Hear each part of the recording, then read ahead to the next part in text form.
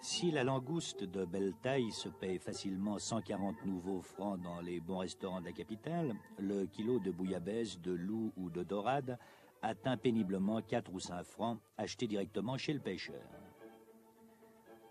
Pas très loin d'Alger, ce petit port, la Madrague, où chaque jour, vers 16 heures, les barques ramènent leur pêche. À part la crevette, qu'est-ce qu'on pêche dans la région?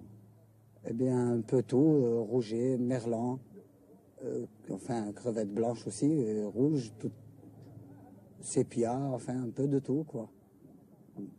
Ce sont des bonnes zones de pêche ici? Très, très bonnes, oui. Ici, la pêche rend très bien, la pêche au chalut rend très bien.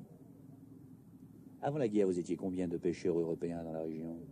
Avant la guerre, nous étions environ, disons, 150 pêcheurs. 150, il y avait 13 chalutiers dans le golfe. Nous étions environ 150 pêcheurs que pour le chalutier. Et maintenant? Maintenant, nous restons une dizaine. Une dizaine. Pourquoi est-ce que les autres sont partis? Ben, vous savez, ils ont eu un peu peur au début. Vous savez, les gens se sont affolés, ils sont partis. Certains le regrettent même. Mais qu'est-ce que vous voulez, c'est fait. Et vous, pourquoi êtes-vous resté? Eh bien, je suis resté. Je ne me suis pas affolé, je suis resté. Et je regrette pas d'être resté. Et avec les musulmans, comment est-ce que ça va? Eh bien, très bien, ça me très bien. J'ai pas à me plaindre, je travaille pour un propriétaire musulman, moi. Le propriétaire du chalutier est un musulman. Et j'ai pas à me plaindre, loin de là, au contraire. La pétanque reste le sport roi en Algérie. Il n'y a que la composition des équipes qui a changé, car les musulmans sont devenus majoritaires. Allez, embrassez-la bien.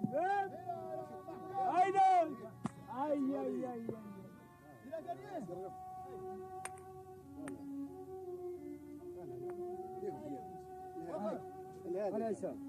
لا لا خاص الرابح لا ما تسقيش لا لا ولا غير العب في الورا كونترا غير دخلت معانا كنا نعرف. Pourtant, le farniente n'est pas inscrit au programme du gouvernement algérien. Le président Ben Bella a proclamé que la révolution continuait, et pour ceux qui auraient tendance à l'oublier, des mots d'ordre sont là pour leur rafraîchir la mémoire.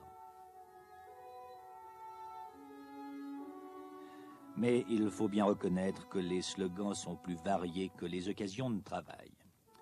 Cette année de guerre, le départ massif des Européens, la transformation soudaine d'une économie libérale en une économie socialiste ont provoqué des bouleversements dont une importante partie de la population fait les frais. Il reste actuellement dans le pays environ 100 000 Européens, à peine le 10% du nombre d'avant la Révolution. Depuis l'indépendance, en moins de 3 ans, des structures et des circuits économiques construits en plus de 100 ans ont été remplacés par un système qui a besoin d'être mis au point, expérimenté, rodé. Et avant que la machine qui s'est arrêtée soit remplacée par une autre qui fonctionne, c'est une période de crise et de chômage que vit le peuple algérien. Pour le moment, l'élément dynamique du pays, c'est-à-dire l'européen, ayant presque complètement disparu, il s'agit d'attendre celui qu'il remplacera à la tête des grandes entreprises. D'Européens, il en reste à peu près 100 000 en Algérie et on prévoit qu'ils ne seront bientôt plus que 50 000 car tous les jours, de nouveaux départs diminuent leur nombre. Des départs qui se font presque clandestinement par des gens qui ont essayé de sauver ce qu'ils pouvaient, par des gens qui de toute façon ont résolu de se taire, ce qui ne fait évidemment pas l'affaire du journaliste.